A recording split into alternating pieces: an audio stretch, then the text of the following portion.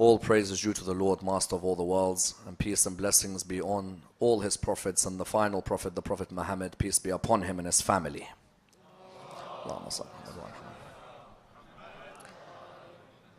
Firstly, I'd like to welcome our two respected guests to our center.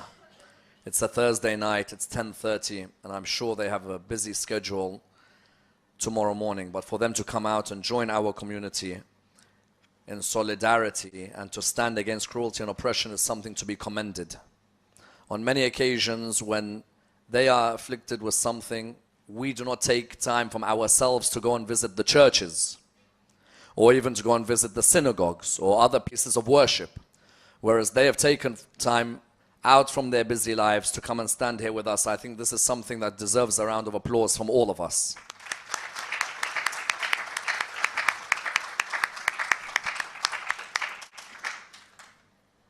I echo Sheikh Abbas Panju's words in condemning the atrocious behavior and this ridiculous act. But there are a few fundamental points that need to be addressed and which I hope you would be able, our honored guests, to take on into your television programs, into your interviews, into your discussions with the community. That the religion of Islam places an unbelievable importance on the sanctity of the life of the human being.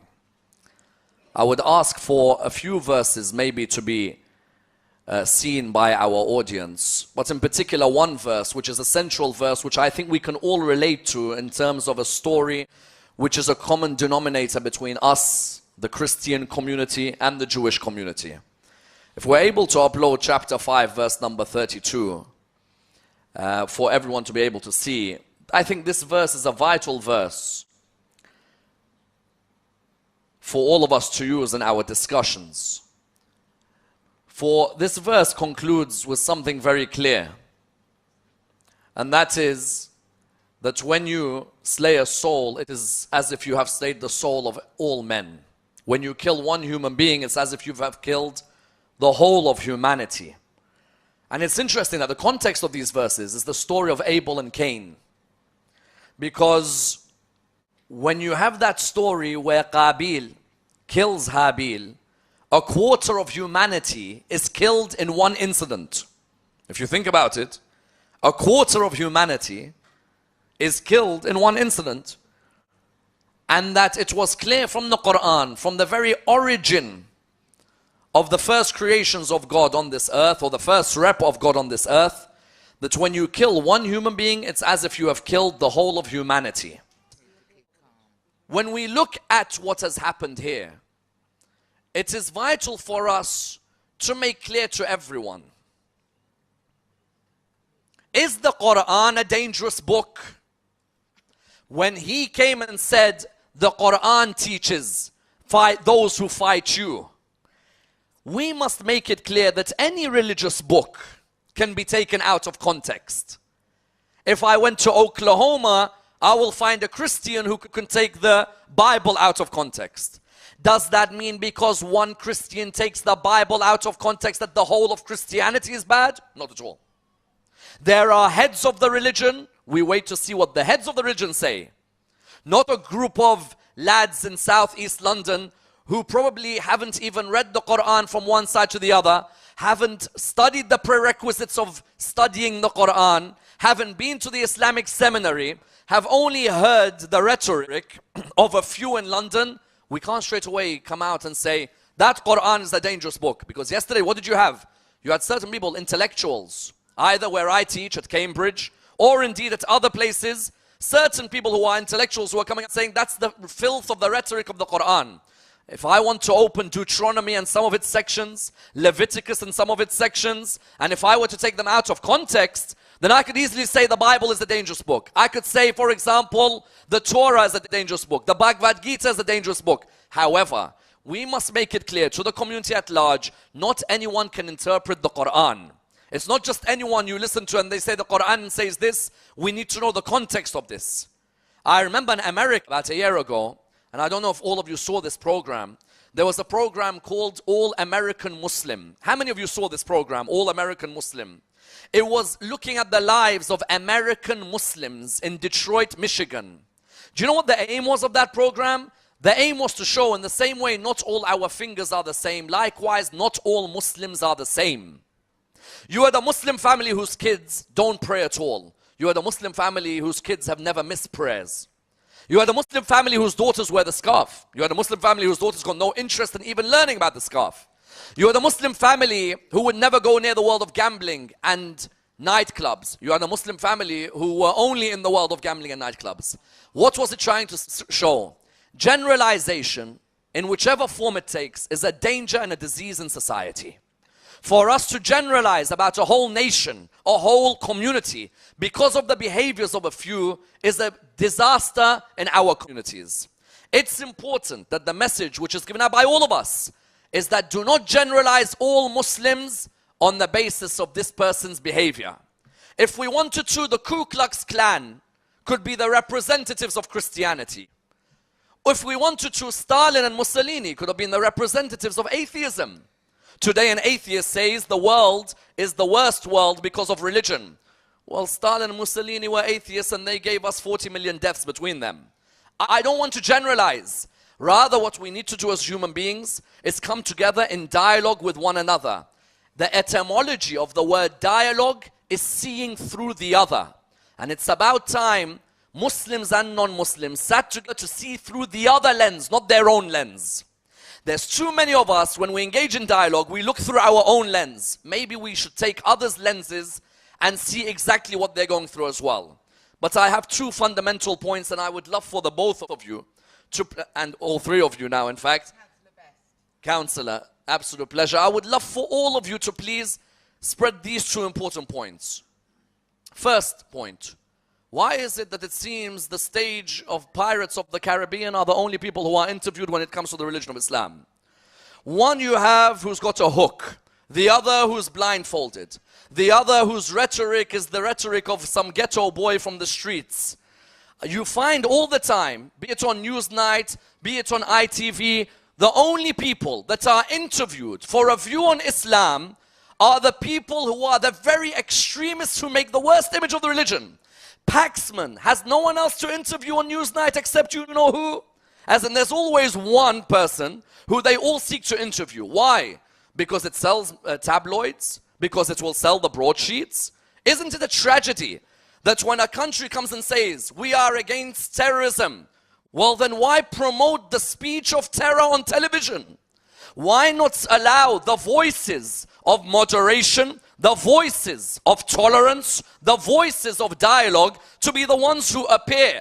Do you know what happens? Unfortunately, what happens is, if you get a call, no disrespect to your employees, of course, and we hope you're still in your job as well tomorrow morning.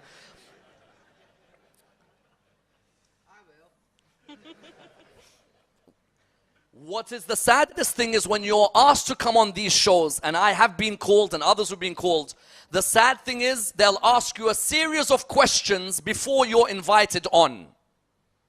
They know about your quality, but they'll ask you on the phone. There's always the work experience girl who's working there, and she'll call you and she'll say to you, for example, that what's your opinion on this, what's your opinion on that, this guy's not going to sell, this guy might even bring people towards the religion, move him. Bring who? Bring AC and all of their crew.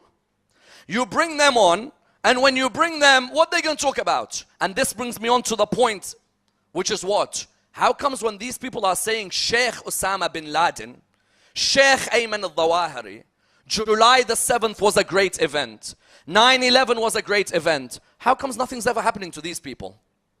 There are certain events in history, no need to mention the particular event, you dare question how many people died.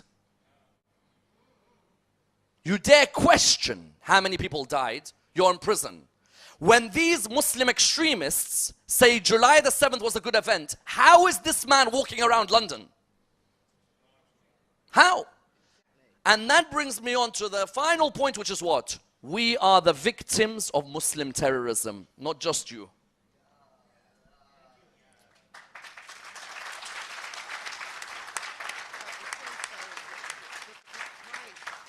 We are the victims of Muslim terrorism. I could not for the life of me, Counselor, I think this point will be a great point for you to use. And you know, the one-liners help in your votes.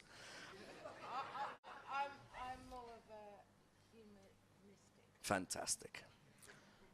I'll let you know now. Thank you. I was in disbelief yesterday when listening to David Cameron's rhetoric in Paris. I was in disbelief. On the one hand, he was saying about how this is the worst of acts. We agree. This has to be condemned. We agree. 5 minutes later, he's saying we give full support to the Free Syrian Army in their activities. What's the difference?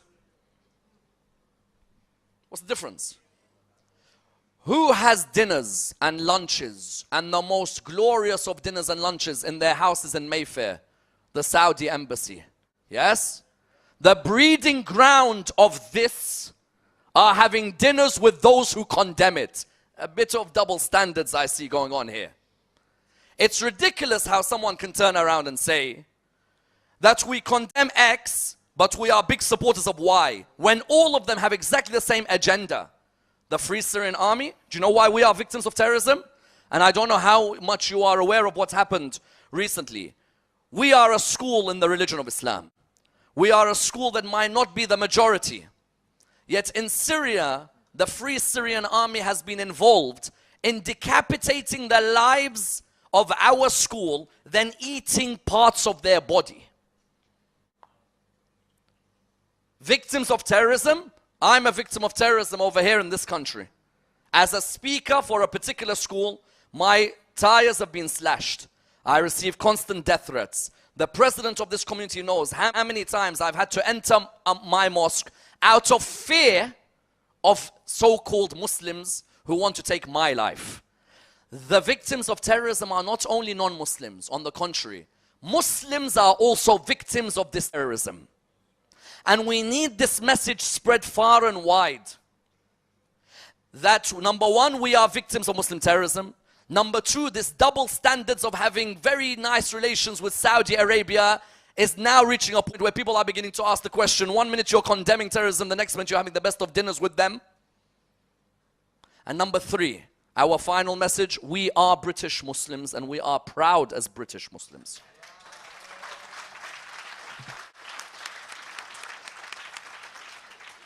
I will not deny that being brought up in this country, I have learned many great values. My differences theologically will not cloud the fact that I have learned how to raise charity in this country. I've learned discipline on the roads in this country. I've learned you don't need to bribe the guy with a £10 in the passport in this country. Correct? I've learned how you could drive without fearing death every 5 seconds in this country. I learned how to support Liverpool Football Club in this country. No Arsenal. Arsenal Business Club. Sorry. I learned how to support my club here. And when I say that, why do I say that? I'm dressed like an imam. The image, unfortunately, given by these extremists is that the imam, automatically you think the imam extreme. The imam terrorism. We are imams. Here sitting next to you. Aren't we people who enjoy going, for example, to watch our clubs play on Saturday afternoon or a Wednesday evening? Aren't we embedded in this culture? Yes, because I'm an imam. Does it make me a greater person? No, it means I might have studied a subject the rest of the congregation hasn't. But I, as an imam, brought up in this country, a lot of my friends are non-Muslims. I grew up with a lot of non-Muslim friends. I've eaten in their houses. I've been invited to their weddings. When I've been invited to their weddings and I've met their families and they've been the most respectful of people, I don't want people to generalize about me. I have rather found this culture and this country somewhere which at times I've never wanted to leave. Even though I'm originally from Iraq. At the end of the day, I found many of my friend circles here. And many of us here are proud to say that we are British Muslims.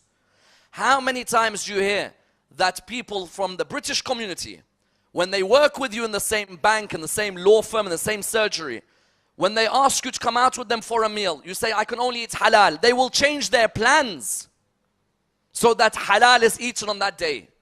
I want to be part of people who have that much tolerance, not part of these people who in Syria eat the hearts of human beings, like this person and his master who come and hack with a machete someone in the streets of London where I was brought up. That London street, allowed me to graduate from university. I walked on that street towards school. I walked on that street to a mosque where tonight, and I want to make this clear to everyone, tonight I'm able to honor the birth of the son-in-law of the Prophet Muhammad. In a Muslim country tonight, I would not be allowed to honor this birth. A country like where? In Saudi Arabia, I have to have this congregation in secret. It's a rule for the royal family, of course. A rule. When they come to London, you stay. Mayfair, Knightsbridge, no problem, enjoy. But when you're in your own country, no. That's when everyone becomes religious. Yes? There's a rule. And we are allowed to practice in this country because there's tolerance and open-mindedness. Let's not forget this blessing. Let's not forget we are allowed to practice in this country. There's parts of Pakistan where if we had this gathering, we may be killed on our way back home. There are parts of Malaysia where I would be imprisoned if I was having this gathering. So I, as a British Muslim, I am proud that I'm a British Muslim. And I will make clear how proud I am. And I will condemn anyone who tries to destroy what is there. Yes, you have an issue with British foreign policy. There are methods of entering the political system. Study political science. Study government. Lobby. Constituency. Rise within your constituency. Speak with your councillor. Speak with the mayor. Get involved. Yes, at first you may not change anything. But slowly but surely, we've all seen much of the great work that Mehdi Hassan has managed to achieve when he's come on Question Time. When he's written in the New Statesman. He's a member of our community. He's reached the highest levels now. And he's someone we want to applaud, but we need more people to stop sitting on the side and be reactive, which is a typical Muslim community thing, reactive, and be more proactive. So that when something like this happens, we ensure that it never happens again, and that the true face of Islam is the one that rises.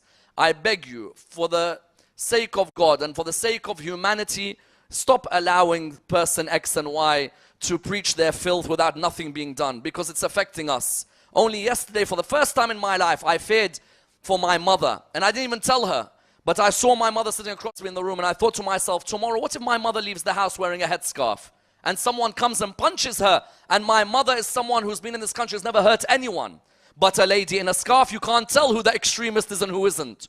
And it's a fear that I never want to grow with, and I don't want the community to grow with.